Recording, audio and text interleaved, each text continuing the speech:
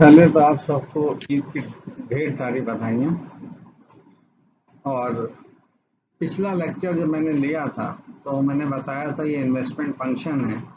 इसमें मैंने अलग अलग पार्ट्स में इसको डिवाइड कर रखा है। एक पार्ट क्लासिकल अप्रोच या न्यू क्लासिकल अप्रोच हमने लास्ट टर्न पे लिया था। इस टर्न पे हम किनीशियन अप्रोच को यहाँ पे डिस्कस करने जा रहे हैं, इन्वेस्टमेंट फंक्शन के जो किनीशियन अप्रोच है। और बहुत सी टेक्स्ट बुक में आपको ये अप्रोच मिलेगी, लेकिन यहाँ पे हमारी कोशिश है कि हम इसको जो कीन्स की थ्योरी है, general theory of employment, interest and money, main focus जो है इस अप्रोच का उस किताब से मैंने पढ़ के डिराइव किया है। और कहीं कहीं पे मैंने उससे थोड़ा सा डेविएट किया हूँ, इसलिए मैंने वर्ड किनीशियन यूज़ किया है, कीन्स नहीं यूज़ किया है। तो investment function in theory and practice Keynesian approach, इसका मैंने टाइटल दिया है। ये पार्ट 2 है। Part 1 classical new classical approach है, दूसरी किनीशियन अप्रोच है। और ये अप्रोचेस बेसिक अप्रोचेस मानी जाती हैं मैक्रो इकोनॉमिक्स में, लेकिन यहाँ पर जो फोकस है थोड़ा एस्टिमेशन पे भी रहेगा कि किस तरह से हम जो इन्वेस्टमेंट फंक्शन के पैरामीटर्स हैं उनको हम एस्टिमेट कर सकते हैं। क्योंकि ये जो यूनिट मैंने आपको बताया था सेमेस्टर 2 स्टूडेंट्स की यूनिट 4 है ईटीए की, उसका पार्ट है, लेकिन जो कि मैक्रो का भी पार्ट है, इसलिए आप इसको दोनों जगह इस्तेमाल कर सकते हैं। लेकिन फोकस इसका, मेरा ज़्यादा फोकस जो है वो ईटीए की तरफ रहेगा कि इकोनोमेट्रिक थ्योरी एंड एप्लीकेशंस का जो पेपर है सेमेस्टर 2 में, जो यूनिट 4 है। कंजम्पशन फंक्शन मैंने बहुत डिटेल में पहले कराया था, इन्वेस्टमेंट फंक्शन चल रहा था, उसमें मैंने क्लासिकल किनीशियन अप्रोच कराई थी। लेकिन अगर किसी वजह से उस समय स्टूडेंट्स का कुछ हिस्सा छूट गया हो तो वो इसको रिवीजन के तौर पे ले सकते हैं। और एक कोशिश ये भी है कि जब हम लेक्चर तैयार करते हैं तो हमारा कोशिश रहती है कि पूरे कंटेंट हो जाए, ताकि अगर कुछ यूटिलिटी उसके बीए लेवल के स्टूडेंट्स को हो या बीए ऑनर्स के बच्चों को हो तो वो भी इससे हेल्प ले सकते हैं। तो उस सारी चीज़ों को मुझे ध्यान में रखना पड़ता है। और सबसे बड़ी चीज़ क्या है, कुछ इनोवेटिवनेस रहे लेक्चर में, क्योंकि जब मैं देखता हूँ कई बार कि बहुत से लेक्चर्स इस विषय पे पड़े हुए हैं वेबसाइट्स के ऊपर, तो जब मैं लेक्चर दूं तो उसमें कुछ ना कुछ इनोवेटिवनेस, कुछ ना कुछ चेंज रहना चाहिए, नहीं तो लेक्चर देने का कोई लाभ नहीं है। लेकिन इनोवेटिवनेस ऐसी ना हो कि जो थ्योरी से बिल्कुल भिन्न हो। इनोवेटिवनेस ऐसी हो जो उसी से लिंक्ड हो और स्टूडेंट्स को पढ़ने में कुछ नयापन लगे, स्टूडेंट्स को पढ़ने में लगे कि हाँ कि जो उनका मेंटल एपिटाइट है वो पूरी हुई है। वो भी एक चीज़ ध्यान में रखनी पड़ती है लेक्चर बनाते समय। तो investment function in theory and practice Keynesian approach को हम डिस्कस करने जा रहे हैं। यहाँ मैंने थोड़ा सा इंट्रोडक्शन दे रखा है। इंट्रोडक्शन किनीशियन अप्रोच का दिया हुआ है कि लास्ट टर्म पे या जो लास्ट लेक्चर हुआ था उसमें मैंने क्लासिकल अप्रोच को डिस्कस किया था। और क्लासिकल अप्रोच में जो इन्वेस्टमेंट फंक्शन है उसका main determinant net present value था, एनपीवी था। नेट प्रेजेंट वैल्यू के माध्यम से या नेट प्रेजेंट वैल्यू क्राइटेरियन के माध्यम से हम ये डिसाइड करते थे कि कौन सा इन्वेस्टमेंट प्रोजेक्ट जो है एंटरप्रेन्योर लेगा। किनीशियन अप्रोच में नेट प्रेजेंट वैल्यू की जगह पे जो क्राइटेरियन यूज किया कीन्स ने वो था MEC, marginal efficiency of capital, M marginal, E efficiency, C capital criteria. और जो इन्वेस्टमेंट MEC क्राइटेरियन पर बेस करता उसे हम इंड्यूस्ड इन्वेस्टमेंट कहते हैं। तो यहाँ जो मेन बात बताने की कोशिश की गई है वो ये है कि कीन्स ने इन्वेस्टमेंट को दो भागों में बांट दिया। पहला पार्ट उसका इंड्यूस्ड इन्वेस्टमेंट है, और इंड्यूस्ड इन्वेस्टमेंट जो है वो MEC क्राइटेरियन पर बेस करता है। और दूसरा जो कंपोनेंट है वो ऑटोनॉमस इन्वेस्टमेंट कहलाता है, क्योंकि सारा इन्वेस्टमेंट इंड्यूस कैटेगरी का नहीं हो सकता। इंड्यूस का मतलब है कि जहां पर आप एक्सपेक्टेड रिटर्न्स के बढ़ने से या घटने से इन्वेस्टमेंट पे असर पड़े, उसे हम इंड्यूस कहते हैं। अब एक्सपेक्टेड रिटर्न्स बढ़ने के फैक्टर्स हैं, वो हम आगे डिस्कस करेंगे। तो induced investment basically refers to that investment due to which inducement to invest of the investor or the entrepreneur is affected because of the changes in certain factors। और वो फैक्टर्स जो हैं एक्सपेक्टेड रिटर्न्स को influence करते हैं। तो जब expected returns change होंगे तो इंड्यूसमेंट टू इन्वेस्ट पर उसका असर पड़ेगा। अगर पॉजिटिव इफेक्ट है तो यानी इंड्यूसमेंट टू इन्वेस्ट बढ़ रहा है तो इंड्यूस्ड इन्वेस्टमेंट बढ़ेगा, और अगर नेगेटिव इम्पैक्ट है इंड्यूसमेंट टू इन्वेस्ट घटेगा और इंड्यूस्ड इन्वेस्टमेंट घटेगा। तो किनीशियंस अप्रोच में हमने इन्वेस्टमेंट को दो पार्ट्स में बांटा है। एक इंड्यूस्ड इन्वेस्टमेंट कहलाता है और दूसरा जो है वो ऑटोनॉमस है। ऑटोनॉमस मतलब वो किसी फैक्टर्स पे डिपेंडेंट नहीं है, वो मेनली गवर्नमेंट इन्वेस्टमेंट है और उससे जो रिलेटेड इन्वेस्टमेंट है वो ऑटोनॉमस है। It doesn't depend on the factors like expected returns. तो दूसरा पार्ट जो है ऑटोनॉमस इन्वेस्टमेंट है। ऑटोनॉमस मतलब इंडिपेंडेंट, यानी जो इन्वेस्टमेंट है independent of the basic factors that affect investment. तो नॉर्मली गवर्नमेंट जो है वो वेलफेयर ओरिएंटेड इन्वेस्टमेंट करती है, तो सोशल सेक्टर्स पे करती है, इसके अलावा कुछ डेवलपमेंटल एक्टिविटीज पे भी करती है। तो वो सारा इन्वेस्टमेंट जो है वो बेसिकली हम कह सकते हैं, क्लासिफाई कर सकते हैं कि ऑटोनॉमस कैटेगरी का है।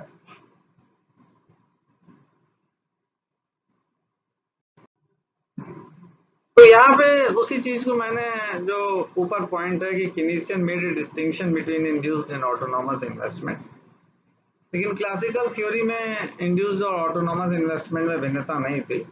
उन्होंने शॉर्ट रन और लॉन्ग रन में इन्वेस्टमेंट को क्लासिफाई कर रखा था। दूसरा जो पॉइंट है वो है डेफिनेशन ऑफ इन्वेस्टमेंट। क्लासिकल ने इन्वेस्टमेंट डिफाइन किया था, अगर आपको याद हो पिछले लेक्चर में, कि classicals defined the investment on the basis of the entrepreneur's act of selecting a particular project based on the NPV criteria। Classical approach में इन्वेस्टमेंट जो है it is the act of making choice among different alternative projects. लेकिन यहाँ पर किनीशियन approach में investment की definition simple रखी है, और जो ज़्यादातर आप जानते हैं कि किनीशियंस ने माना था कि जो इन्वेस्टमेंट है it is net addition to capital stock, it is net addition to the existing capital stock. जो भी एग्जिस्टिंग कैपिटल स्टॉक है उसमें जो भी नेट एडिशन होगा वो इन्वेस्टमेंट कहलाता।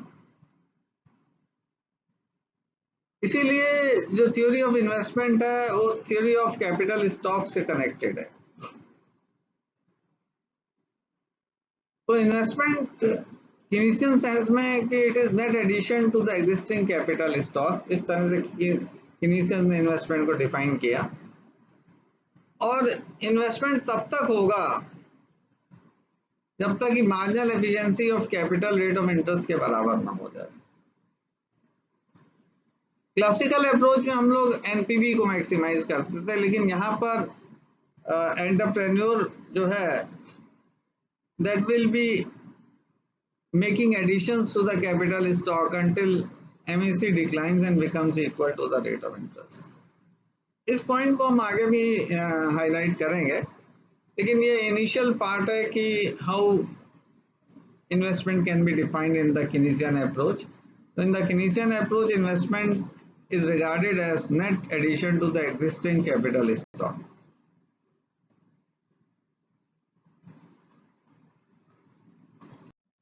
इसके बाद जैसे क्लासिकल अप्रोच में हमने लिया था कि criterion of selecting investment project, मैंने पहले भी बताया कि क्लासिकल अप्रोच में जो क्राइटेरियन है of selecting the investment project it is NPV, net present value criteria. लेकिन कीनेसियन अप्रोच में जो क्राइटेरियन है of selecting an investment project वो एमईसी क्राइटेरियन है, marginal efficiency of capital criteria. और जो भी फैक्टर्स जो हैं एमईसी को चेंज करते हैं, या एमईसी जिन फैक्टर्स की वजह से चेंज होता है, मैंने पहले भी बताया, उसे हम इंड्यूस्ड इन्वेस्टमेंट कहते हैं। तो यहाँ पे जो भी डिस्कशन है अभी, जो हम आगे स्लाइड्स आपको दिखाएंगे, वो बेसिकली इंड्यूस्ड इन्वेस्टमेंट से रिलेटेड है। और ऑटोनॉमस इन्वेस्टमेंट का एक छोटा सा हिस्सा हमने लास्ट में दिया है, क्योंकि autonomous means independent which doesn't depend on other factors. तो इसलिए मैंने लास्ट में ऑटोनॉमस इन्वेस्टमेंट को डिफाइन कर रखा है। अभी जो भी डिस्कशन है यहाँ पे दैट पर्टेन्स टू और that is related to induced investment.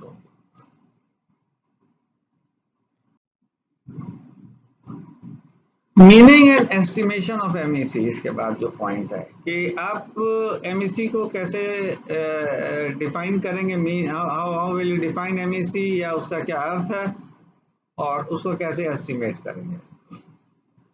तो एमईसी इन कीन्स थ्योरी, पहले उसकी डेफिनेशन की चर्चा कर ले।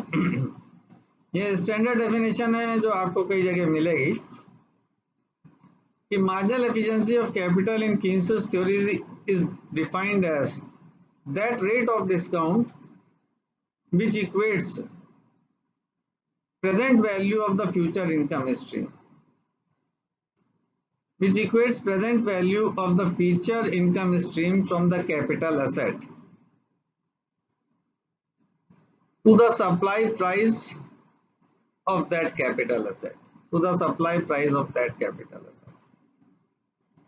इस तरह से एमईसी को डिफाइन किया जाता है कि एमईसी वो रेट ऑफ डिस्काउंट है जो प्रेजेंट वैल्यू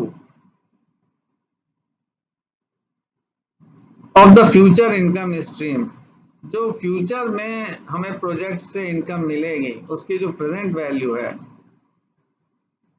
वो जब हम कैपिटल जो एसेट है उसके प्राइस के बराबर यानी कॉस्ट के बराबर उसके इक्वेट करेंगे, तो उस वो जो रेट ऑफ डिस्काउंट हम लोग डिटरमिन करेंगे उसे हम एमईसी कहते हैं। तो यहाँ पर एमईसी बेसिकली वो कीन्स ने बताया वो रेट ऑफ डिस्काउंट है जो present value of the future income stream को कॉस्ट ऑफ द प्रोजेक्ट के बराबर इक्वेट कर दे या कॉस्ट ऑफ द प्रोजेक्ट के बराबर ले आए। तो MEC basically is that rate of discount which equates the present value of the future income stream from the capital asset to the supply price of that capital asset। तो कुछ चीजें यहाँ पे बता दें कि जब हम फ्यूचर इनकम स्ट्रीम कह रहे हैं तो फ्यूचर इनकम स्ट्रीम का मतलब है कि भविष्य में जो आपको एक्सपेक्टेड रिटर्न्स मिलेंगे। फ्यूचर में जो आपको एक्सपेक्टेड रिटर्न्स मिलेंगे वो यहाँ पे फ्यूचर इनकम स्ट्रीम का मतलब है। जैसे आपको पहले साल बाद 1500 रुपया मिला तो वो फ्यूचर इनकम स्ट्रीम है। दूसरे साल बाद फिर मान लीजिए 1500 मिला, तीसरे साल बाद फिर, तो ये भविष्य में आपको जो इनकम मिल रही है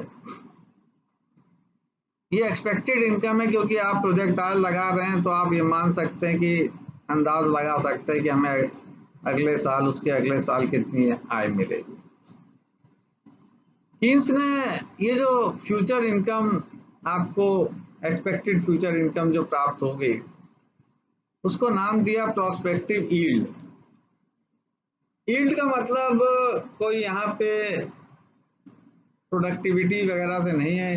यील्ड, प्रोस्पेक्टिव यील्ड का मतलब है एक्सपेक्टेड रिटर्न्स कितने मिल रहे हैं, एक्सपेक्टेड इनकम आपकी क्या होगी उस प्रोजेक्ट से। और उसको एन्युटीज भी कहा है, यानी एनुअल रिटर्न्स आपको क्या मिलेंगे। तो चाहे फ्यूचर इनकम स्ट्रीम कह लीजिए या एक्सपेक्टेड इनकम कह लीजिए या एन्युटीज, ANNUITIES, यानी एनुअल रिटर्न्स आपको क्या मिलेंगे, या आप प्रोस्पेक्टिव यील्ड कह लीजिए, ये सारे शब्द एक दूसरे के पर्याय हैं, सिनोनिम है एक दूसरे के। तो ये चीज आपको जानने की जरूरत है। कीन्स ने अपनी किताब में एन्युटीज वर्ड का यूज किया है या प्रोस्पेक्टिव यील्ड वर्ड यूज किया। तो जो एक्सपेक्टेड रिटर्न्स आपको मिल रहे हैं, यहाँ रेट ऑफ रिटर्न की बात नहीं है अभी, यानी जो आपको एक्सपेक्टेड रिटर्न्स मिल रहे हैं उसकी प्रेजेंट वैल्यू क्या होगी। और दूसरी तरफ आप मशीन पे लागत लगा रहे हैं, यहाँ पे लागत का अर्थ है प्रोडक्शन कॉस्ट, यानी रिप्लेसमेंट कॉस्ट क्या रहेगी। अगर वो मान लीजिए मशीन खराब हो जाती तो उसको रिप्लेस करने में जो नई लागत लगेगी वो रिप्लेसमेंट कॉस्ट होगी। तो रिप्लेसमेंट कॉस्ट के सेंस में यूज है, ये वो लागत नहीं है जिसपे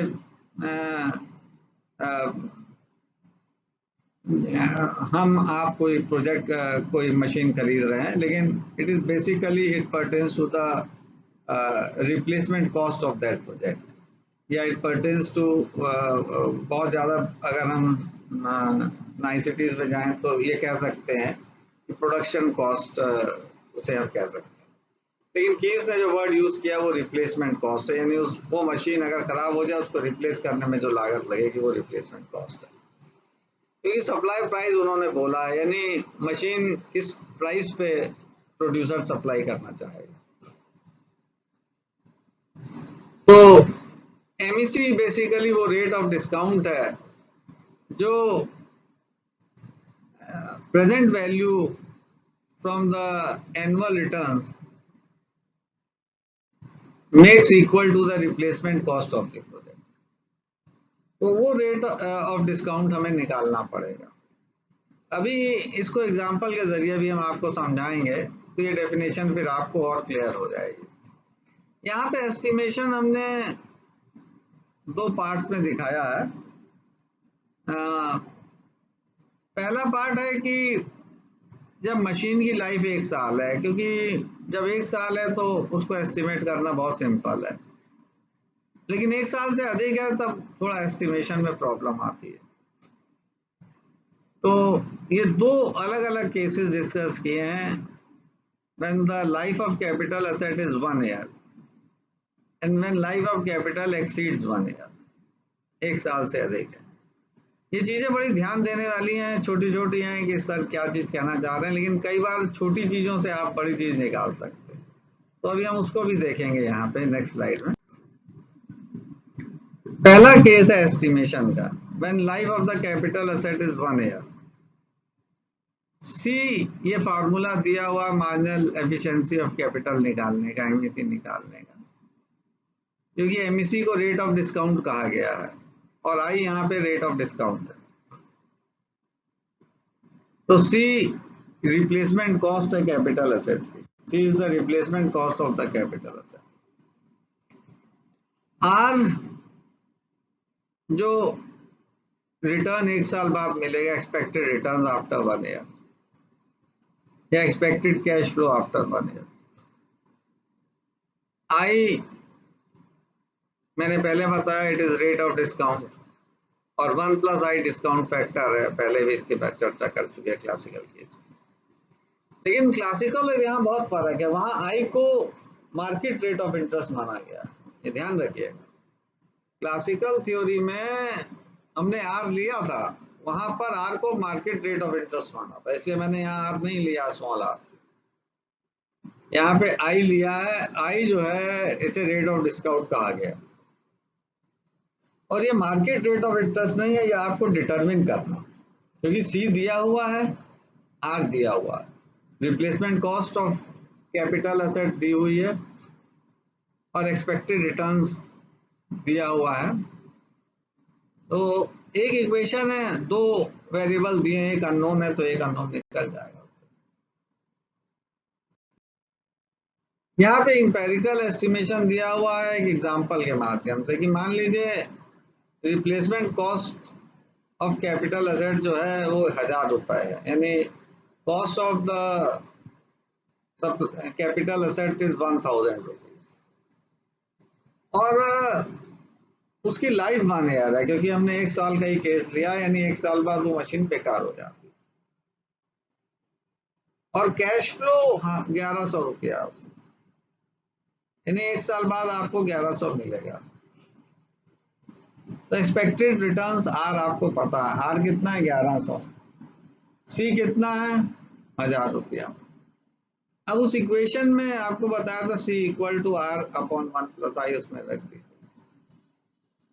तो यहाँ पे ये दिखाया है कि इसकी प्रेजेंट वैल्यू हो जाएगी 1100 बटे 1 + i। पीवी प्रेजेंट वैल्यू है, हमें प्रेजेंट वैल्यू को इक्वेट करना है कॉस्ट ऑफ मशीन से। तो प्रेजेंट वैल्यू यहाँ 1100 बटे 1 + i हो जाएगी, और कॉस्ट है 1000 रुपए है। ये इक्वेशन 1 देखिए बनी हुई है। सी 1000 रुपए है, एक्सपेक्टेड रिटर्न 1100 है upon 1 + i discount factor. Equation 1 ध्यान से देखेगा। इक्वेशन 2 में हमने क्रॉस मल्टीप्लाई कर दिया, 1 + i को 1000 से गुणा कर दिया है, क्योंकि आप नीचे से उसे ऊपर ला सकते हैं, मल्टीप्लाई करना पड़ेगा आपको। तो आपकी इक्वेशन 2 देखिए डिराइव की है इक्वेशन 1 से, 1100 बराबर है 1000 × 1 + i। अब जरा सा ध्यान दीजिएगा इस इक्वेशन पे, इक्वेशन 2 और इक्वेशन 1 में बहुत फर्क है। और फर्क ये है कि वहां 1 + i डिस्काउंट फैक्टर था, लेकिन अब यहाँ 1 + i प्रोडक्ट में है। ये आप अगर देखें तो एक तरह से सिंपल रेट ऑफ इंटरेस्ट का फार्मूला बन गया, 1000 × 1 + i। और इक्वेशन 2 में अब i जो है, अगर आप ध्यान से देखें तो रेट ऑफ डिस्काउंट का काम नहीं कर रहा। 1 + i जो है that is the premium which the entrepreneur gets by investing 1000 rupees. 1000 रुपए अगर वो इन्वेस्ट कर रहा है तो उस पर उसे कितना प्रीमियम मिलेगा, यानी कितना रिटर्न मिलेगा, वो 1 + i बताएगा। 1000 उसकी लागत हो जाएगी और 1000 को i से गुणा कर दीजिए तो वो रिटर्न उसको मिल जाएगा। तो यहाँ 1 + i जो है, it is the premium which the entrepreneur और firm gets over and above the cost of production. Cost of production 1000 रुपए है जो मशीन खरीदी है बेसिकली, उसके ऊपर उसे जो पैसा मिल रहा है 1000 × i, वो ये इक्वेशन बता रही है। तो 1 + i is basically the premium which the firm is getting over cost। और इसे शॉर्ट में हम कह सकते हैं I जो है it is the expected rate of return over cost, replacement cost, expected rate of return over replacement cost. तो इक्वेशन 2 से आप ये कह सकते हैं I जो है it is the expected rate of return over cost. तो मार्जिनल एफिशिएंसी ऑफ कैपिटल को वैसे तो कीज ने बताया कि रेट ऑफ डिस्काउंट है, लेकिन वास्तव में वो रेट ऑफ डिस्काउंट तो अपनी जगह है, मैं उसको डिनाई नहीं करता हूँ, लेकिन एमईसी का मेन अर्थ है it is the expected rate of return over replacement cost. यानी जो आप लागत लगा रहे हैं उसके ऊपर जो आपको रिटर्न मिल रहा है वो एमईसी है, और एमईसी अधिक होगा तो उतना ही आप ज्यादा इन्वेस्ट करेंगे। तो एमईसी बेसिकली कुछ और नहीं, उसे रेट ऑफ डिस्काउंट मत समझिएगा जैसा उसने लिखा हुआ है किताब में। ये एक तरह से expected rate of return over replacement cost है। It is the expected rate of return over replacement cost. ये चीज इंपॉर्टेंट है जो मैं इक्वेशन से बताना चाह रहा हूं कि 1 साल के लिए मैंने इसीलिए किया था कि आपको ये डेफिनेशन आप तक पहुंचा पाऊं कि एमईसी की। कई बच्चे कंफ्यूज रहते हैं एमईसी रेट ऑफ डिस्काउंट क्या है, लेकिन एमईसी वास्तव में it is the expected rate of return over cost, कि एंटरप्रेन्योर को पैसा लगाने पे कितना रिटर्न मिल रहा है, एक्सपेक्टेड रिटर्न कितना मिल रहा है। तो it is the expected rate of return over replacement cost है, ये याद रखना पड़ेगा। तो एमईसी जो है it is the expected rate of return over cost, यानी ये एक्सपेक्टेड रेट ऑफ रिटर्न बता रही है। अगर आई की वैल्यू मान लीजिए 20% आती है या 23% आती है, जो भी आए, तो वो एक्सपेक्टेड रेट ऑफ रिटर्न होगा जो फर्म को मिलेगा, प्राप्त होगा, और वही एमईसी कहलाता है। यहाँ पे मैंने निकाल दिया है, यहाँ पे आई की वैल्यू आप देखें 10% आई, आप सॉल्व करके भी देख सकते हैं। 0.1 का मतलब है 10%। तो एमईसी 10% है, यानी entrepreneur expect to get 10% return over replacement cost, यानी जो एंटरप्रेन्योर है जिसने पैसा लगाया मशीन में, उसको मशीन की लागत के ऊपर 10% रिटर्न मिल रहा है। और कई लोग जो फाइनेंशियल मैनेजमेंट पढ़ते हैं, बड़ी अच्छी किताब है आई एम पांडे जी की, वहां पे और कई इकोनॉमिक्स की किताब में भी इसे इंटरनल रेट ऑफ रिटर्न भी बोलते हैं।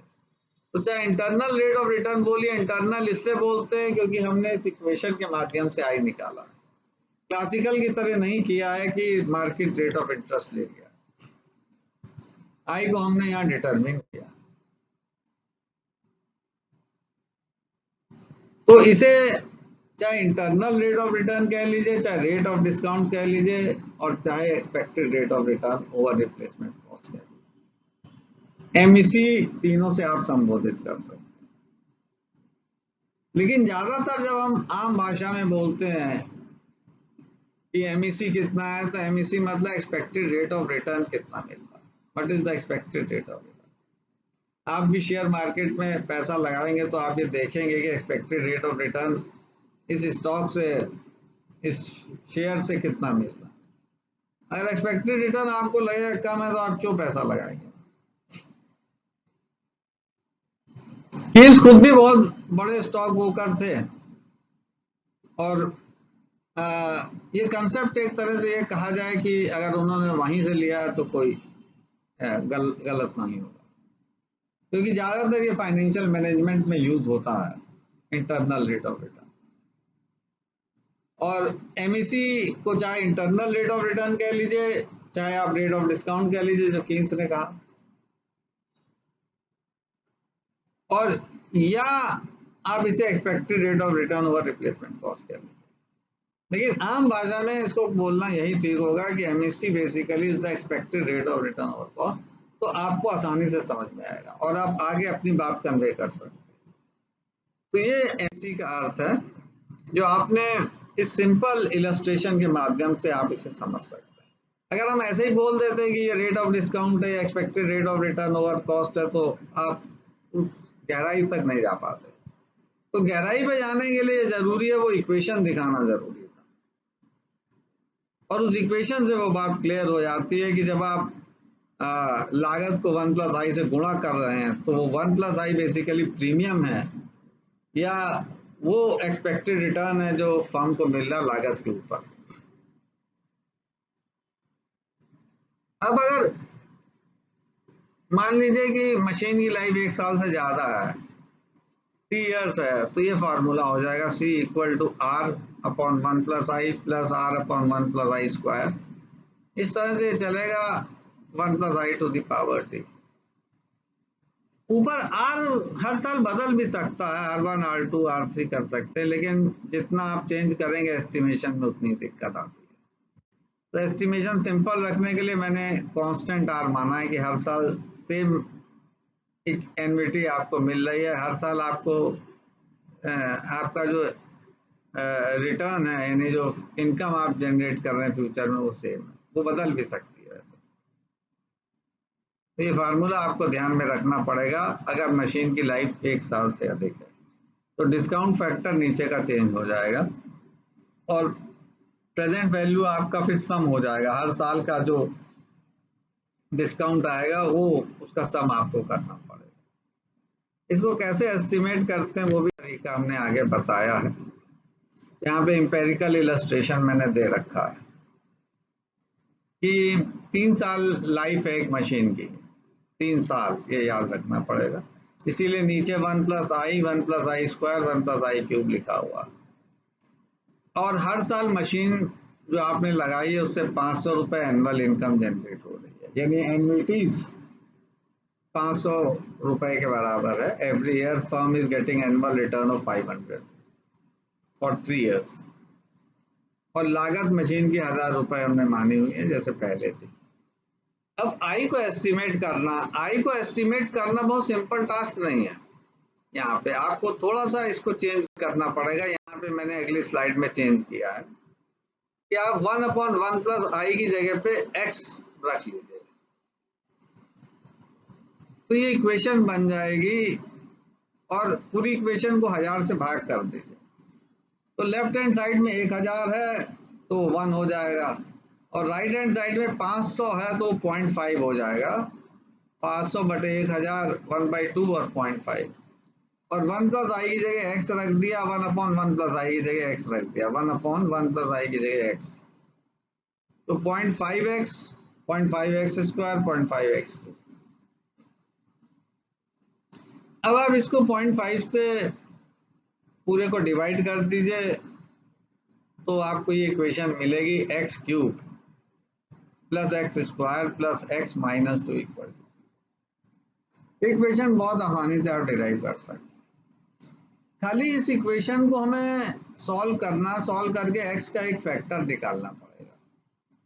जब आप हाई स्कूल में पढ़ते थे, हम लोग ने भी पढ़ा रिमाइंडर थ्योरम, यानी क्यूबिक फॉर्म में जब आता था तो ज्यादातर हम लोग रिमाइंडर थ्योरम लगा के उसे सॉल्व करते थे। रिमाइंडर थ्योरम से आप एक फैक्टर निकाल सकते हैं x का। x को आप 1 से कम रखना पड़ेगा, क्योंकि अगर आप 1 रख रहे हैं तो 100% उसका मतलब हुआ, तो उतना हाई वैल्यू x की नहीं आ सकती, तो 1 से कम रखना पड़ेगा। ज्यादातर केस में आप देखिए 0.75 से 0.95 के बीच रहेगा, इससे ज्यादा चेंज नहीं होगा। तो आप मोटे तौर पे हिट और ट्रायल मेथड लगा के देख सकते हैं x का एक फैक्टर क्या आएगा जो लेफ्ट हैंड साइड यानी x³ + x² + x - 2 को 0 के बराबर करते हैं। लेफ्ट हैंड साइड में जब वो वैल्यू रखेंगे तो 0 हो जाए।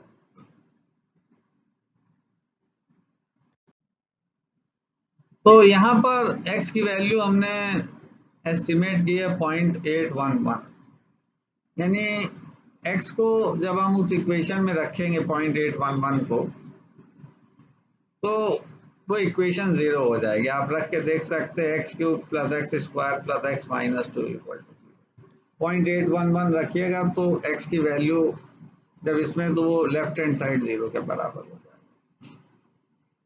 यानी x फिर इस केस में ये कह सकते हैं एक फैक्टर है इसका, 0.811 उसका एक फैक्टर है।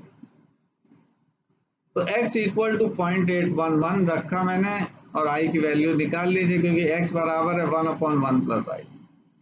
तो i यहाँ पर अब 23.3% आ, 0.233 मतलब 23.3%। और इससे ये एक इम्पॉर्टेंट इन्फ्रेंस निकलता है कि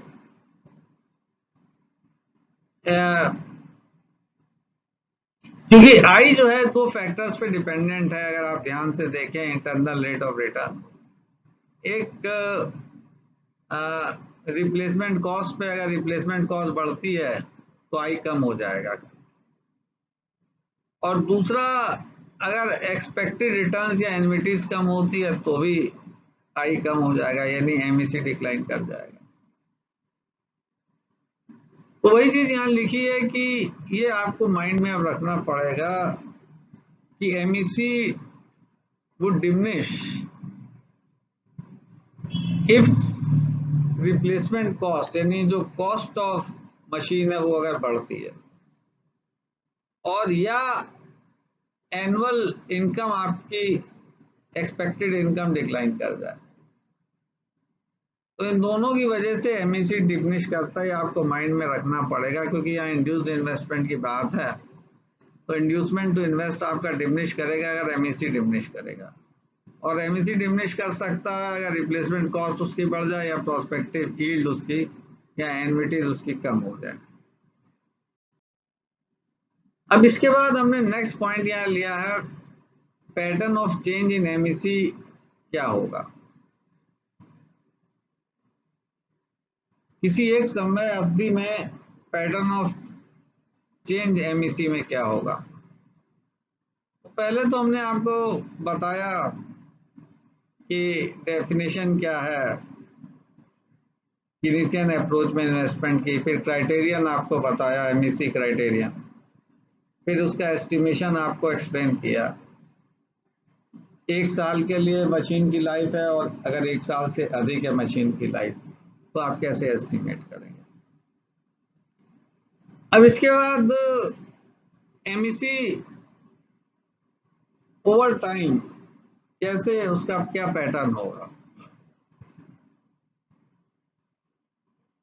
तो कीन्स थ्योरी में ये स्पष्ट दिया हुआ है कि एमईसी जो है it exhibits a declining pattern over time.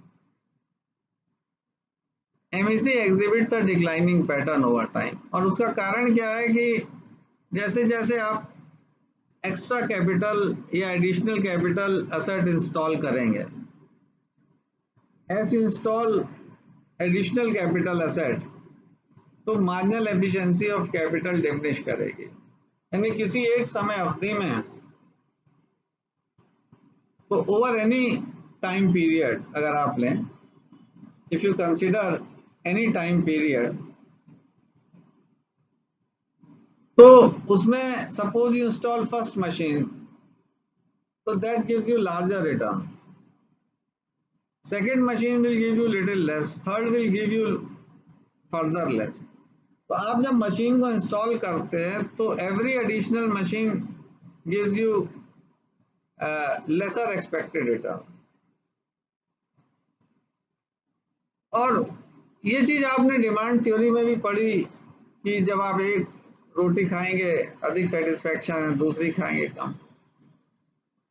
तो यहाँ पर भी करीब करीब उसी तरह की बात है कि when you install first machine it gives you larger returns, when you install second machine it gives you less, third machine will give you still less।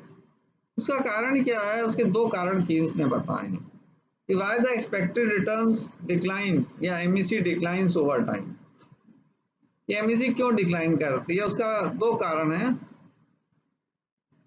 पहला है कि जब आप एडिशनल कैपिटल सेट लगाएंगे तो उत्पादन करने की आपकी क्षमता बढ़ जाएगी, you can produce larger output, और जब अधिक उत्पादन होगा तो उसका प्राइस कम हो जाएगा, प्राइस ऑफ द आउटपुट।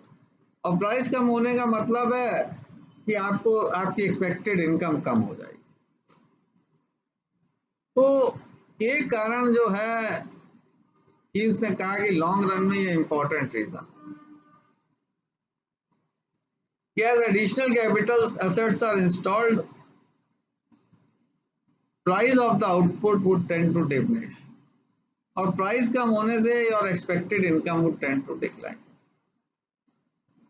तो पहला कारण यह है कि ओवर टाइम एमईसी क्यों डिक्लाइन करता है, MEC exhibits a declining pattern.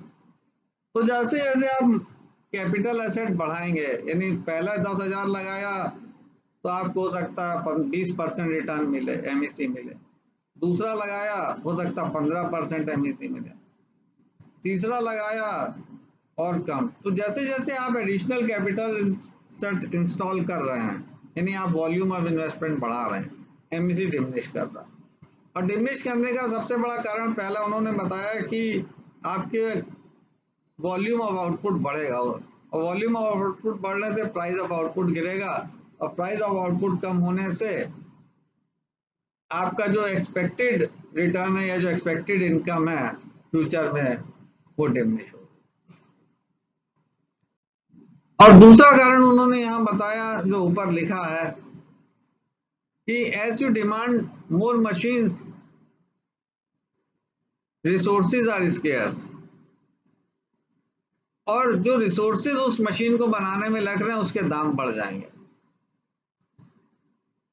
तो when you demand more machines, the demand for the resources to produce that machine would increase,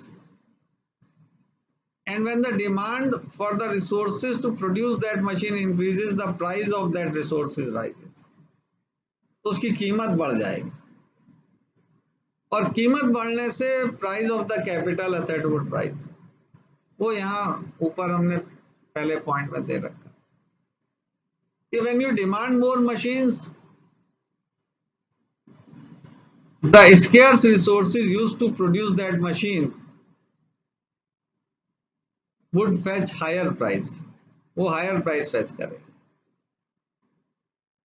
and because of the higher prices the cost of the machine rises, यानी जो supply price of capital asset है या जो replacement cost है वो बढ़ जाएगी।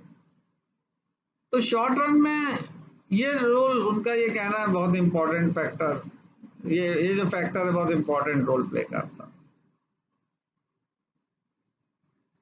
तो एमईसी यहाँ पे सेकंड में वही लिखा, मैंने इसी पॉइंट को हाईलाइट किया है कि जो फर्स्ट फैक्टर है वो लॉन्ग रन में इंपॉर्टेंट रोल प्ले करता है, यानी जो प्राइस ऑफ आउटपुट है वो डिमिनिश करेगा, उससे एक्सपेक्टेड इनकम कम होगी, एमईसी कम हो जाएगी। और सेकंड फैक्टर जो है वो शॉर्ट रन में इंपॉर्टेंट रोल प्ले करता है, यानी जब आप ज़्यादा मशीन की डिमांड करेंगे तो जो स्केर्स रिसोर्सेज उनके दाम बढ़ेंगे और कॉस्ट या रिप्लेसमेंट कॉस्ट ऑफ मशीन बढ़ जाएगी। तो एमईसी डिक्लाइन इसलिए करता है शॉर्ट रन में, कीन्स का ये कहना था कि because the price supply cost of machine rises, और लॉन्ग रन में basically because output tend to enhance, और आउटपुट बढ़ने से प्राइस ऑफ आउटपुट और डिमिनिश, एक्सपेक्टेड इनकम डिक्लाइन करेगी, इसलिए एमईसी डिमिनिश करता है। तो ये दो रीजन उन्होंने असाइन किए एमईसी फॉल होने के। तो ये बात आपको ध्यान में रखनी है, माइंड में अपने रखनी पड़ेगी कि during any time period the MEC जो है it exhibits a declining tendency, and MEC declines either because expected income falls or the supply price of capital asset rises, क्योंकि ये MEC जो है इसे हम इन्वेस्टमेंट डिमांड शेड्यूल कहते हैं। तो नेक्स्ट पॉइंट यहाँ पर हमने इसीलिए लिखा हुआ determination of investment demand schedule. तो अगर हमें इन्वेस्टमेंट डिमांड शेड्यूल निकालना है तो हमें एमएससी के बारे में ज्ञात होना चाहिए। तो जब भी हम इन्वेस्टमेंट डिमांड शेड्यूल डिराइव करेंगे तो उसके लिए एक हमें शेड्यूल यानी एक सूची तैयार करनी पड़ेगी, और वो सूची होगी कि आपको एक्सपेक्टेड रिटर्न कितना मिल रहा है हर एडिशनल कैपिटल एसेट से। तो जब आप एडिशनल कैपिटल एसेट लगा रहे हैं, आपने एक कैपिटल एसेट लगाया 1000 रुपए लागत थी, एमईसी 20% मिली, फिर 1000 और लगाया आपको 15% मिली, फिर 1000 और लगाया आपको मान लीजिए कि 12% मिली, फिर 1000 और लगाया आपको मान लीजिए 10% मिला। तो यानी टोटल इन्वेस्टमेंट आप जैसे जैसे बढ़ाएंगे वॉल्यूम ऑफ इन्वेस्टमेंट, वैसे वैसे एमईसी डिमिनिश करेगी, और ये सिलसिला तब तक चलता रहेगा जब तक कि आपका एमईसी, यानी आप तब तक इन्वेस्ट करते रहेंगे जब तक एमईसी गिर के मार्केट रेट ऑफ इंटरेस्ट के बराबर ना हो जाए। तो कीन्स का ये कहना था कि entrepreneur would invest until MEC becomes equal to the market rate of interest। तो आप इस तरह से एक इन्वेस्टमेंट डिमांड शेड्यूल यानी एक सूची बना सकते हैं, और वो सूची एक तरफ एक्सपेक्टेड रिटर्न्स दिखाएगी और एक तरफ इन्वेस्टमेंट दिखाएगी। एक्सपेक्टेड रिटर्न मतलब एमईसी कितना है, और इन्वेस्टमेंट मतलब हर एडिशनल कैपिटल एसेट पे आप कितना पैसा खर्च कर रहे हैं। यहाँ एक ही कैपिटल एसेट की बात है, माइक्रो लेवल पे कोई एक मशीन, लेकिन इकोनॉमी में बहुत से कैपिटल एसेट्स हैं, जो पहला पॉइंट लिखा है, और आप इस तरह से हर कैपिटल एसेट का इन्वेस्टमेंट डिमांड शेड्यूल तैयार करेंगे, यानी ये सूची तैयार करेंगे कि एक्सपेक्टेड रिटर्न कितना है, एमईसी कितना है हर कैपिटल एसेट से, और दूसरी तरफ उस पे कॉस्ट या इन्वेस्टमेंट कितना है। अगर मान लीजिए दूसरी मशीन है, उस पे आप 1500 रुपया लगा रहे हैं, तो पहले साल 1500 है, आपको रिटर्न मान लीजिए उससे 25% मिल रहा, फिर आपने 1500 लगाया, मान लीजिए रिटर्न उससे घट के 20% रह गया। तो इस तरह से हर कैपिटल एसेट की आपको इन्वेस्टमेंट डिमांड शेड्यूल तैयार करना पड़ेगा, which shows the expected return और MEC, and on the other end volume of investment कितना है। तो जब आप जितने कैपिटल एसेट्स है इकोनॉमी में, there are several capital assets, और फिर हर एक की ये सूची को आपको सम करना पड़ेगा। When you sum all the investment demand schedules, it will give you the aggregate investment demand schedule, aggregate investment demand, और उसी तरह से आपको एमईसी भी मिल जाएगी, एमईसी इन जनरल, उसके आपको एवरेज लेना पड़ेगा कहीं ना कहीं एमईसी का, तो आपको जनरल एमईसी मिल जाएगी जो एक डिक्लाइनिंग पैटर्न एग्जिबिट करेगी, वो किसी एक प्रोजेक्ट की नहीं होगी, इसीलिए एमईसी इन जनरल कीन्स ने नाम दिया उसे। तो एक तरफ एग्रीगेट इन्वेस्टमेंट आपको रहेगा, एक तरफ एमईसी रहेगा। अगर आप इसे कर्व के रूप में प्रेजेंट करना चाहें तो आप कर सकते हैं।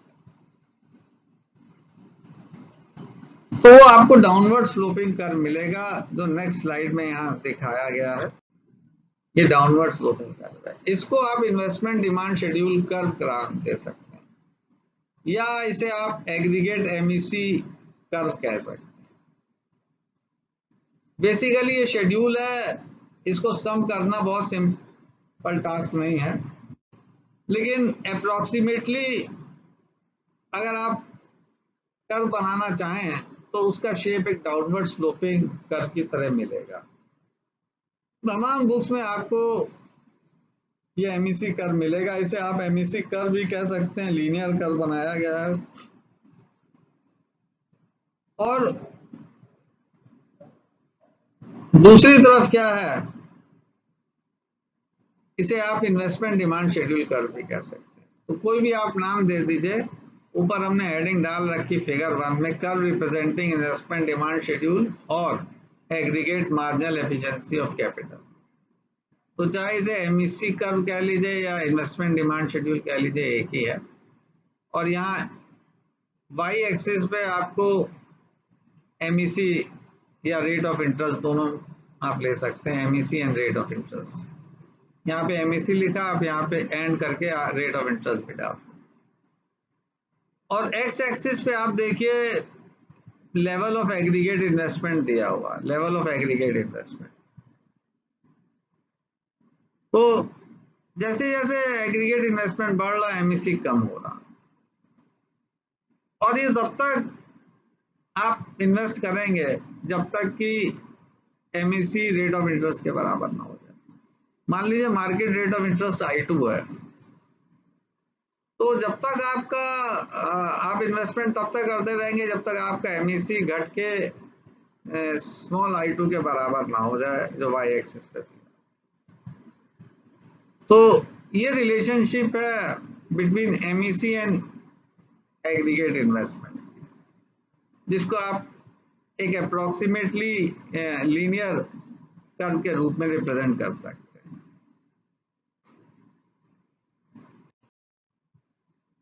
और उसी का यहाँ पे समरी दिया है हमने, जो फिगर बनाया है पीछे, यहाँ फिगर 2 लिख दिया है, फिगर 1 होना चाहिए। Figure 1 shows inverse relationship between aggregate investment and MEC in general. Figure 1 कि एमईसी और एग्रीगेट इन्वेस्टमेंट के बीच इन्वर्स रिलेशनशिप दिखा रहा है कि जैसे जैसे एग्रीगेट इन्वेस्टमेंट बढ़ेगा एमईसी कम होगा। इसके बाद नेक्स्ट पॉइंट यहाँ पे दे रखा 7वां मैंने, factors affecting investment demand schedule. ये कौन से फैक्टर्स हैं जो इन्वेस्टमेंट डिमांड शेड्यूल को इन्फ्लुएंस करते हैं, कौन से फैक्टर्स हैं जो इन्वेस्टमेंट डिमांड शेड्यूल को अफेक्ट करते हैं। तो यहाँ पे दो फैक्टर्स हमने सुझाए हैं, पहला है मार्केट रेट ऑफ इंटरेस्ट और दूसरा है change in demand. Initial theory में यही दोनों फैक्टर्स लिए गए हैं कि these are the two factors that influence the investment demand schedule. The one is market rate of interest and the other is the change in consumption demand, basically change in demand या change in consumption demand। और दोनों factors के प्रभाव को हमने figure 1 और 2 दोनों के माध्यम से एक्सप्लेन किया हुआ है और फिगर 1 हम पहले बना चुके हैं, आपको माइंड में रखना है, फिगर 2 अभी आगे आएगा। तो पहले हम यहाँ पे जो देख सकते हैं कि रेट ऑफ इंटरेस्ट का क्या प्रभाव पड़ेगा, कि आप रेट ऑफ इंटरेस्ट को कम करके इन्वेस्टमेंट को इंक्रीज कर सकते हैं। तो वो चीज यहाँ लिखी है ऊपर वाले पॉइंट में कि एग्रीगेट इन्वेस्टमेंट पहले OI1 था और एमईसी M1I1 था और बाद में एग्रीगेट इन्वेस्टमेंट OI2 हुआ और एमईसी जो है घट के M2I2 हुआ। तो जैसे जैसे इन्वेस्टमेंट बढ़ेगा एमईसी कम होगा और अगर हमें इन्वेस्टमेंट बढ़ाना है क्योंकि एमईसी डिक्लाइन कम कर रहा है इसलिए हमें रेट ऑफ इंटरेस्ट को कम करना पड़ेगा। तो वही चीज यहाँ पे लिखी है लास्ट पॉइंट में कि reduction in market rate of interest tend to enhance aggregate investment. तो पहला फैक्टर जो है वो ये है कि एग्रीगेट इन्वेस्टमेंट जो है आप बढ़ा सकते हैं मार्केट रेट ऑफ इंटरेस्ट को कम करके।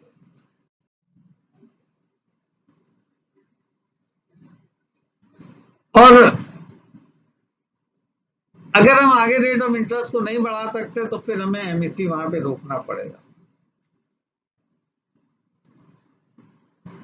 और दूसरा फैक्टर जो एमईसी को इन्फ्लुएंस करता है मैंने आपको बताया, वो यहाँ लिखा हुआ है, वो है कंजम्पशन डिमांड। ये सेकंड फैक्टर है जो एमईसी को इन्फ्लुएंस करता है। रेट ऑफ इंटरेस्ट बदलने घटने का जो प्रभाव है आप एक ही एमईसी या इन्वेस्टमेंट डिमांड शेड्यूल कर पे देख सकते हैं, लेकिन अगर कंजम्पशन डिमांड चेंज होगी तो एमईसी कर्व शिफ्ट करेगा, उसकी पोजीशन बदल जाएगी। अगर कंजम्पशन डिमांड बढ़ती है तो वो आउटवर्ड शिफ्ट करेगा, कम होगी तो वो इनवर्ड शिफ्ट करेगा। ये यहाँ पे दिखाया कि पहले एमईसी था इनिशियल इन्वेस्टमेंट डिमांड शेड्यूल और कंजम्पशन डिमांड जब बढ़ी तो एमईसी डैश हो गया, ऊपर शिफ्ट कर दिया। तो कंजम्पशन डिमांड बढ़ने से आउटवर्ड शिफ्ट होगा, कंजम्पशन डिमांड कम होने से इनवर्ड शिफ्ट होगा। इनवर्ड शिफ्टिंग का मतलब है कि जो इन्वेस्टर्स एक्सपेक्टेशंस है वो पेसिमिस्टिक है, यानी वो ये समझ रहे हैं कि डिमांड अभी नहीं बढ़ रही कंजम्पशन डिमांड, इसलिए उनका आउटलुक पेसिमिस्टिक है, एक्सपेक्टेड रिटर्न्स उनके लो हैं। और अगर कंजम्पशन डिमांड बढ़ रही है तो इन्वेस्टर्स का आउटलुक ऑप्टिमिस्टिक है, आउटवर्ड शिफ्ट होगा ऊपर की तरफ, जैसा यहाँ दिखाया, एमईसी जो है एमईसी डैश हो जाएगा। अब आप देख सकते हैं यहाँ पर अगर रेट ऑफ इंटरेस्ट फिक्स भी रहे और कंजम्पशन डिमांड बढ़ती है तो इन्वेस्टमेंट बढ़ जाएगा, NN1 की जगह पे NN2 हो जाएगा। तो कंजम्पशन डिमांड के बढ़ने से क्योंकि एमईसी आउटवर्ड शिफ्ट होगा इसलिए वॉल्यूम ऑफ इन्वेस्टमेंट बढ़ जाएगा, ऑप्टिमिस्टिक आउटलुक है इन्वेस्टर्स का।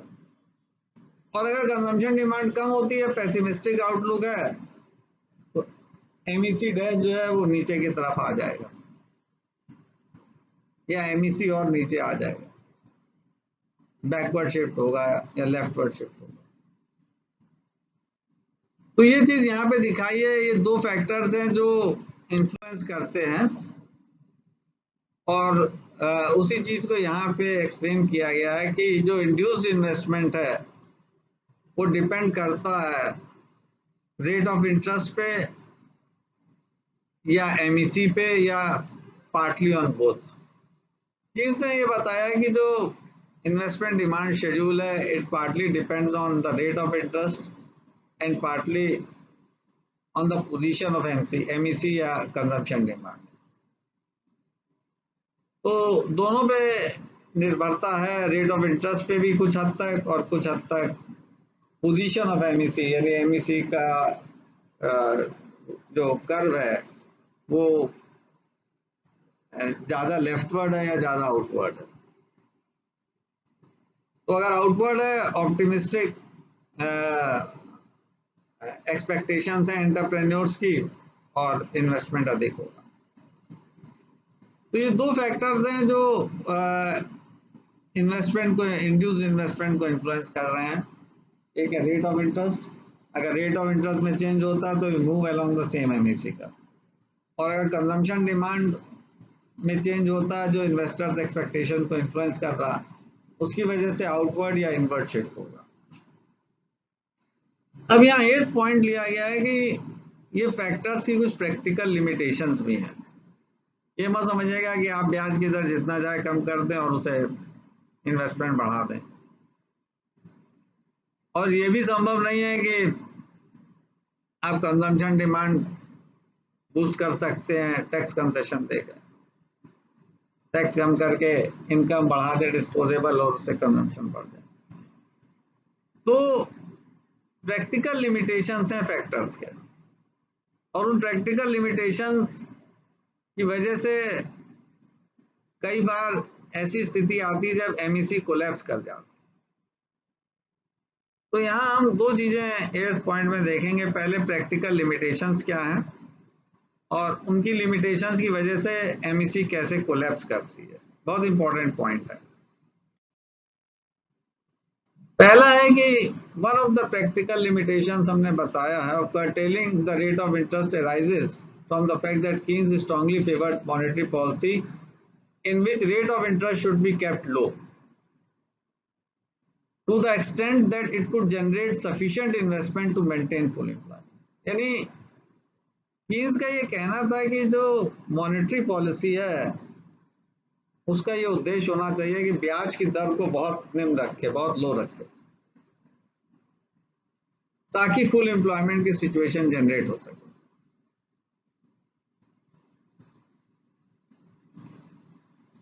और ये बात कोई मैं अपनी तरफ से नहीं कह रहा हूं, जो उनकी किताब मैंने पढ़ी उसमें ये मेंशन कर रखा उन्होंने पेज 375 पे, जो 1960 का रिप्रिंट है कि general theory of employment interest and money. Thus it is to our best advantage to reduce the rate of interest to that point relatively to the schedule of MEC at which there is full employment। यानी monetary policy का ये उद्देश्य होना चाहिए कि वो ब्याज की दर को इतना निम्न रखे कि आप फुल एम्प्लॉयमेंट की सिचुएशन पे रहें। और इसलिए इससे ये अर्थ भी निकलता है कि फ्यूचर में अगर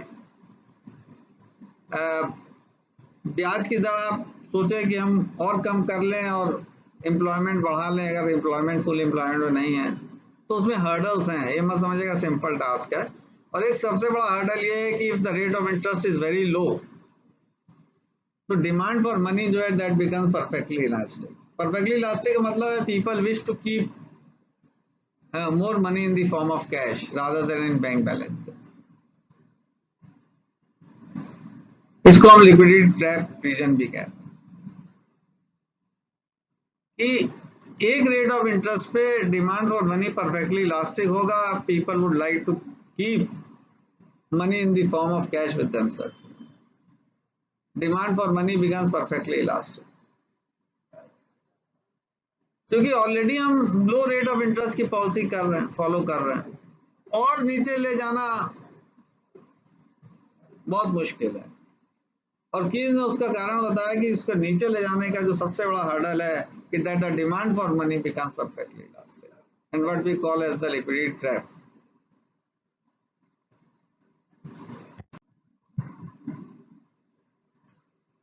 और दूसरा, कई बार हमको जैसे ये भी हम कहते हैं कि एमईसी को हम आउटवर्ड शिफ्ट कर दें, लेकिन आउटवर्ड शिफ्ट करने के लिए कंजम्पशन डिमांड होनी चाहिए।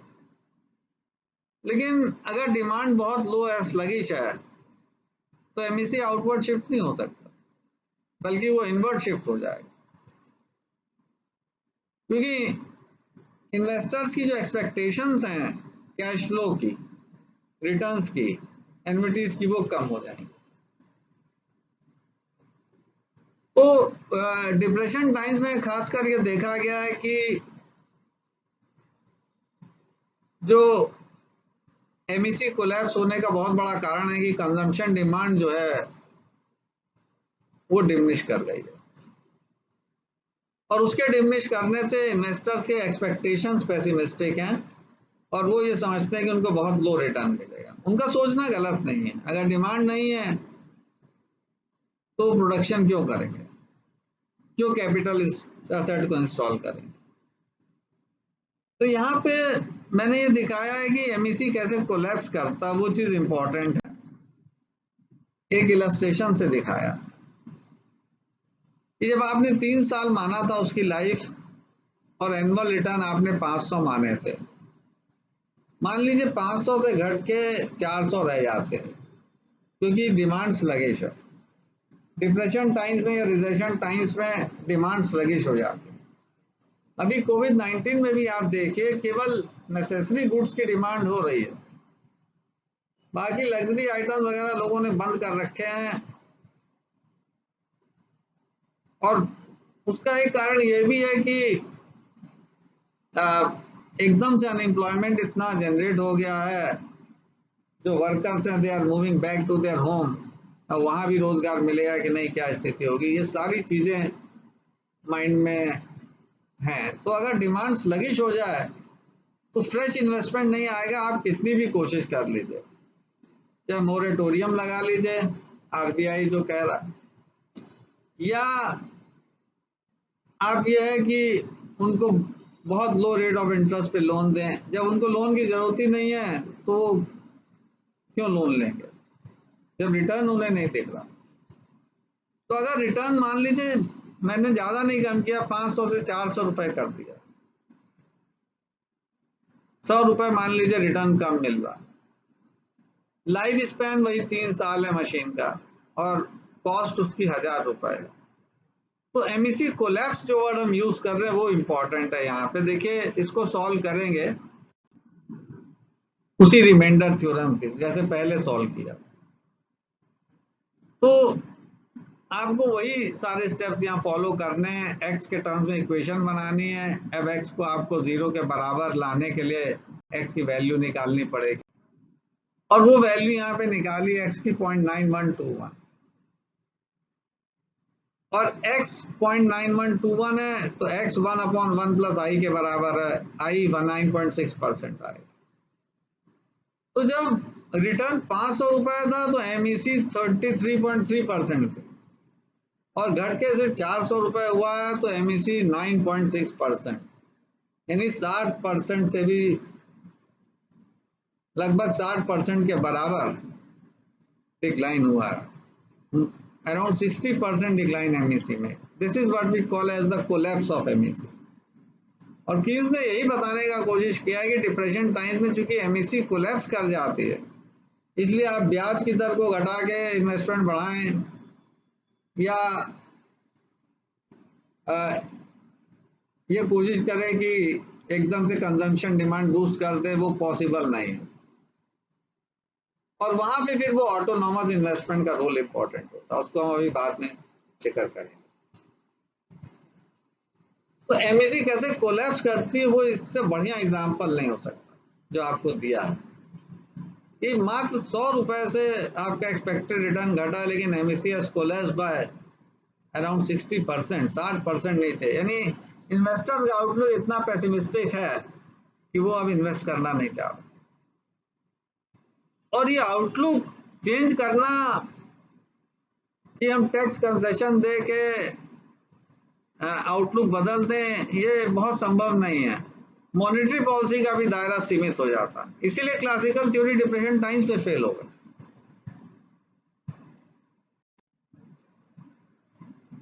सवाल है कि ये जो एमईसी कोलैप्स किया डिप्रेशन टाइम्स में, यहाँ पे ना तो मॉनेटरी पॉलिसी ना फिस्कल पॉलिसी कंजम्पशन डिमांड को या रेट ऑफ इंटरेस्ट को इन्फ्लुएंस करके इंड्यूस इन्वेस्टमेंट बढ़ा सकती है।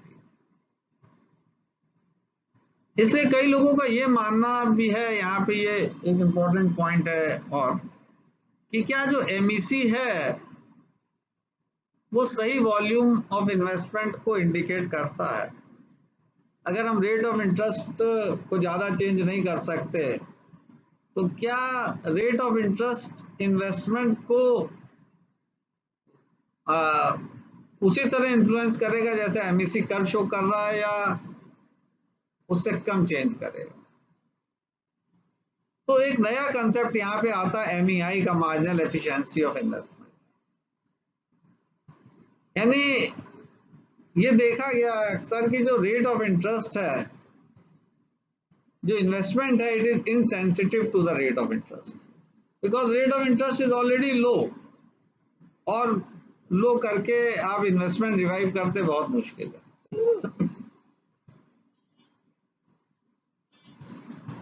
So it has been seen by the economists that investment is not so much sensitive to the rate of interest as is shown by the MEC curve. Rather, investment is relatively inelastic to the changes in the interest rate.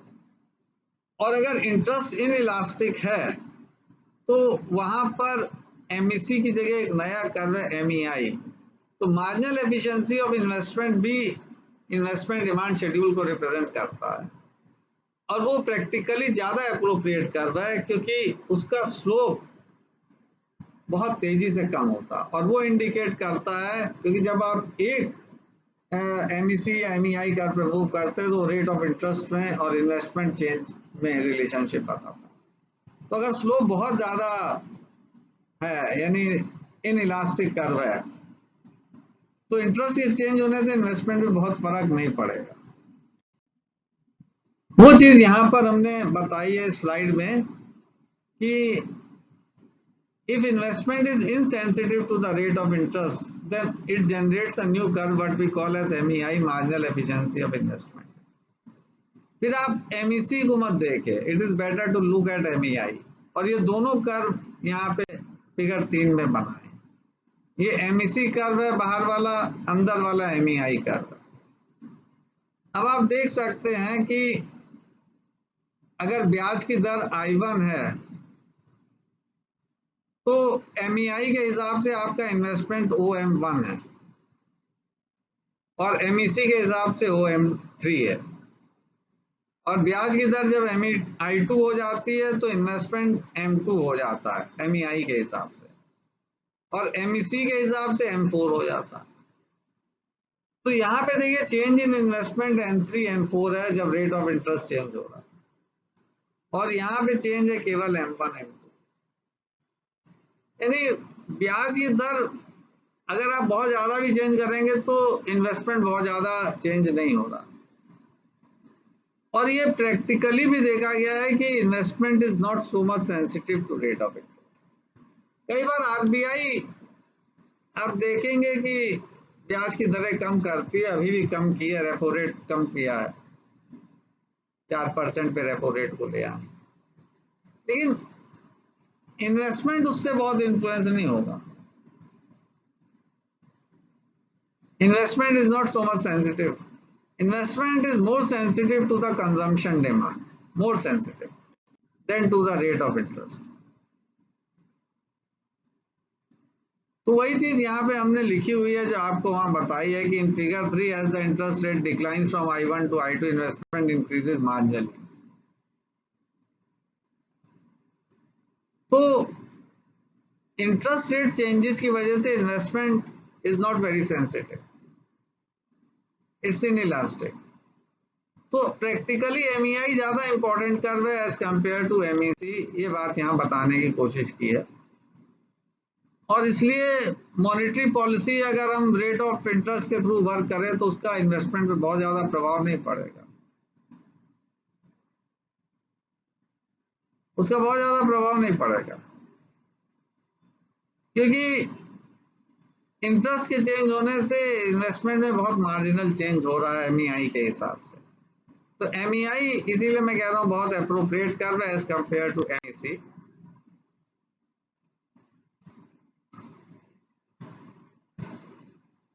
और उसी बात को यहाँ पे भी highlight किया, the slope of the curve depicting the investment demand schedule is better represented by the MEI than the MEC curve.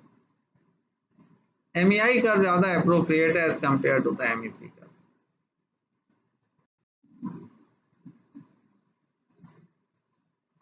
और यहाँ पे ये जो दूसरा पॉइंट लिखा है वो ये बता रहा है कि इन्वेस्टमेंट जो है वो it is more responsive to consumption demand than to the rate of interest. तो नटशेल में सिर्फ इतना ही कह सकते हैं, जो लास्ट पॉइंट है, investment demands more on the consumption demand than on the rate of interest in the Keynesian approach. Keynesian approach में जो इंड्यूस्ड इन्वेस्टमेंट है वो कंजम्पशन डिमांड से ज्यादा इन्फ्लुएंस होता है बनिस्बत रेट ऑफ इंटरेस्ट के, ये बात एक निकल के आती है। और फाइनली ऑटोनोमस इन्वेस्टमेंट है। ऑटोनोमस इन्वेस्टमेंट मैंने बता दिया, ये मेनली लॉन्ग टर्म इन्वेस्टमेंट होता है। इन्वेस्टमेंट इन रोड्स है, इंफ्रास्ट्रक्चर है, और कुछ हद तक हाउसिंग में भी, क्योंकि कई बार गवर्नमेंट भी गरीब आए वर्ग लोगों के लिए हाउसिंग निर्माण में मदद करती है, मकान भी बनवा के देती है। प्राइम मिनिस्टर आवास योजना उसका एग्जाम्पल। और ये जो इन्वेस्टमेंट है ये डिपेंड करता है पॉपुलेशन ग्रोथ पे, टेक्निकल चेंज पे, और कुछ हद तक इनकम पे भी, क्योंकि आय बढ़ने से लोग अधिक better houses, better roads expect करते हैं। तो autonomous investment basically which is independent to the changes in the factors, जैसे रेट ऑफ इंटरेस्ट को मैंने बताया या एमईसी को बताया, ये मेनली लॉन्ग टर्म इन्वेस्टमेंट है और ये बेसिक इंफ्रास्ट्रक्चर पर है, सोशल इकोनॉमिक इंफ्रास्ट्रक्चर के ऊपर जो गवर्नमेंट खर्च करती है। तो डिप्रेशन टाइम्स में यही इन्वेस्टमेंट इंपॉर्टेंट रोल प्ले करता है।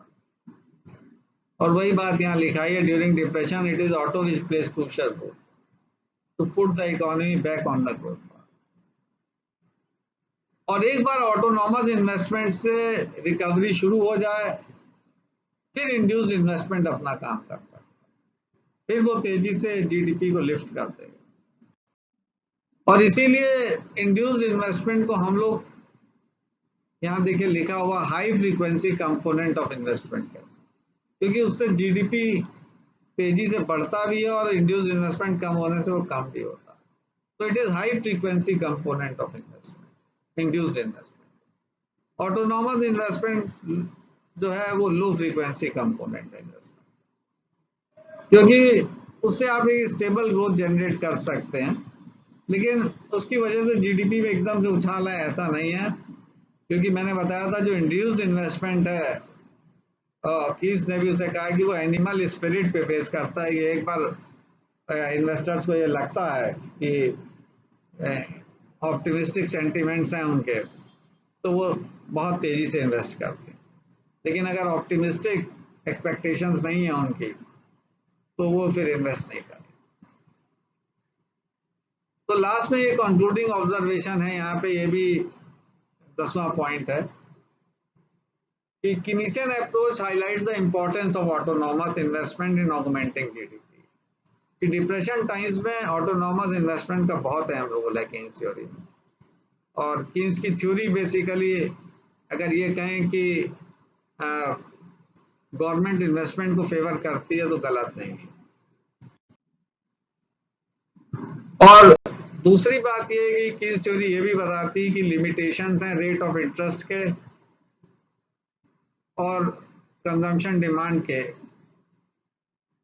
कि वो बहुत इफेक्टिव रोल कई स्थितियों में नहीं प्ले कर पाती, जिसकी वजह से एमईसी कोलैप्स कर जाता है।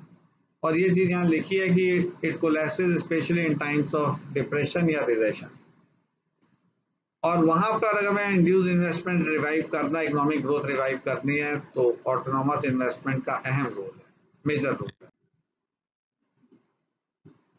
और इसके अलावा कीन्स ने कंजम्पशन डिमांड के बारे में और कुछ नहीं कहा, क्योंकि कंजम्पशन डिमांड से ये तो बताया कि इन्वेस्टमेंट डिमांड पे असर आता है, लेकिन जब कंजम्पशन डिमांड चेंज होगी तो ये मत सोचिए एकाएक इन्वेस्टमेंट रातों रात उछल जाएगा, एकदम से बढ़ जाएगा। इन्वेस्टमेंट डिमांड चेंज होने में टाइम लगता है। देयर आर सेवरल स्टेप्स और several stages through which the investment demand changes. यहाँ पे ये लिखा हुआ है, how consumption demand in particular and output in general influence investment which changes slowly in several successive steps has not been adequately examined by Keynesian approach। कि अगर consumption demand change होती है, क्योंकि ऑटोनोमस इन्वेस्टमेंट बढ़ेगा तो consumption demand बढ़ेगी और उसकी वजह से इंड्यूस्ड इन्वेस्टमेंट भी चेंज होगा। तो कंजम्पशन डिमांड बढ़ेगी तो डिमांड फॉर मशीन्स भी बढ़ेंगी और एग्रीगेट डिमांड भी बढ़ेगी, टोटल डिमांड भी बढ़ेगी, क्योंकि टोटल डिमांड जो है C plus I plus G plus X minus है। तो कंजम्पशन डिमांड के बढ़ने से आपकी ओवरऑल डिमांड बढ़ेगी और ओवरऑल डिमांड बढ़ने से इन्वेस्टमेंट बूस्ट होगा, इंड्यूस इन्वेस्टमेंट बढ़ेगा। लेकिन इंड्यूस इन्वेस्टमेंट किस प्रकार से बढ़ेगा? मैंने बताया एकदम से नहीं बढ़ जाएगा रातों रात। It will increase some proportion in the first year, then some proportion in the second year. So there are several stages through which investment demand would change. वो चेंज किस तरह से होगा वो कीन्स थ्योरी में डिस्कस नहीं है केनीसन। और यहाँ लिखा हुआ है कि this forms the part of the theory और प्रिंसिपल ऑफ एक्सीलरेशन। तो नेक्स्ट जो पार्ट है वो बेसिकली एक्सीलरेटर मॉडल का है, प्रिंसिपल ऑफ एक्सीलरेशन का है, किस प्रकार से कंजम्पशन डिमांड इन्वेस्टमेंट डिमांड को चेंज हो करती है और इन्वेस्टमेंट डिमांड फिर कैसे चेंज होगा over time. It will change slowly, some portion in the first year, some portion second year and so on. और उसी में फिर हमने ग्रॉस और नेट इन्वेस्टमेंट की भी बात की हुई है। तो वो सारा हिस्सा जो है वो एक्सीलरेटर मॉडल का है या प्रिंसिपल ऑफ एक्सीलरेशन का। तो नेक्स्ट उसमें है, वो ईटीए के कोर्स में नहीं है, वो केवल मैक्रो में यूनिट 1 में अगर आप उसे पढ़ना चाहें उसको पढ़ सकते हैं, क्योंकि मैं यूनिट 4 मैक्रो में देखता हूँ। तो अगर आपने कर रखा है ठीक है, उसको रिवीजन के तौर पे देख सकते हैं, और नहीं पढ़ रखा तो आप उसको अच्छे से एक बार पढ़ सकते हैं। तो थर्ड अप्रोच या जो थर्ड पार्ट है बेसिकली वो एक्सीलरेटर मॉडल से है। तो मैं ये भी यहाँ पे बताना चाह रहा था कि इन्वेस्टमेंट फंक्शन को हम एक हिस्से में पूरा नहीं कवर कर सकते। एक में क्लासिकल अप्रोच या न्यू क्लासिकल अप्रोच लिया है, दूसरे में कीनीसियन अप्रोच लिया है, और कीनीसियन अप्रोच क्लासिकल से भिन्न है, वो भी आप देख सकते हैं। तीसरे में एक्सीलरेटर मॉडल को हम टेकअप करेंगे। बुक्स में एक्चुअली बहुत सिस्टमेटिक नहीं दिया उन्होंने, अलग तरीके से बुक्स में प्रेजेंट किया है, और कहीं कहीं जो हमारा हिस्सा है वो उनसे हो सकता है ना भी मैच करे, क्योंकि मैंने बहुत सा हिस्सा कीन्स की किताब पढ़ के उससे जनरेट किया। तो my good wishes to you, और एक बार फिर से ईद की आपको ढेर सारी बधाइयाँ सबको, और my thanks to all the well wishers who are watching this channel. और जो स्टूडेंट्स हैं उनके लिए हमारी गुड विशेस हैं, ब्लेसिंग्स हैं। आप लोग फीडबैक कम देते हैं, फीडबैक देते रहिए, और थोड़ा कोशिश करिए कि पढ़ते रहिए, क्योंकि पढ़ाई केवल ये मत सोच के कीजिएगा कि हमें एग्ज़ाम देने हैं। पढ़ाई ये सोच के भी कीजिएगा कि आगे कंपटीशन है। बहुत से बच्चे नेट का एग्ज़ाम दे रहे हैं, बहुत से बच्चे अपना कई जगह फॉर्म भरना है जहाँ उनका इंटरव्यू होना है। तो आप इसको ढंग से पढ़ेंगे तो आप समझेंगे तो आपकी परफॉर्मेंस हर जगह पे इम्प्रूव करेगी। जो डोमेस्टिक एग्जाम्स हैं जहाँ आप पढ़ रहे हैं वो तो अपनी जगह हैं ही, उसको तो आप डिनाई नहीं कर सकते और उसको प्रायोरिटी भी देनी है। लेकिन आगे जो इम्तिहान है जो आपको जॉब देगा या जो आपको फेलोशिप दे सकता है रिसर्च के लिए, उसके लिए भी तैयारी करनी है। और वो तैयारी के लिए ये लेक्चर्स जो हैं अपने आप में बहुत इंपॉर्टेंट रोल प्ले कर रहे हैं, क्योंकि ये हिस्सा बहुत सा मैं ऑलरेडी पढ़ा चुका हूँ, आप उसे रिवीजन के तौर पे दोबारा देख सकते हैं। और जिन्होंने नहीं पढ़ रखा वो उसको पूरा आप ध्यान से पढ़ सकते हैं। तो डोमेस्टिक एग्जाम में आपकी मदद करेगा, लेकिन डोमेस्टिक एग्जाम के साथ साथ आपकी कंपटीशन में भी मदद करेगा, ये बहुत बड़ी चीज़ है। बुक आप पढ़ेंगे तो आप कई जगह कंफ्यूज होंगे, तो मैंने कोशिश की है कि वो जो तमाम जो बुक्स में प्रॉब्लम रहती हैं उसको यहाँ रिजॉल्व करें। और फिर भी अगर आपकी कोई प्रॉब्लम रह जाती है और लेक्चर कहीं पे आपको लगता है रिग्रेस हो रहा है या समझ में नहीं आ रहा, तो आप फोन कॉल करके भी मुझसे बोल सकते हैं 9451388135। आप जो भी पूछेंगे मेरी कोशिश रहेगी आपको उत्तर देने की।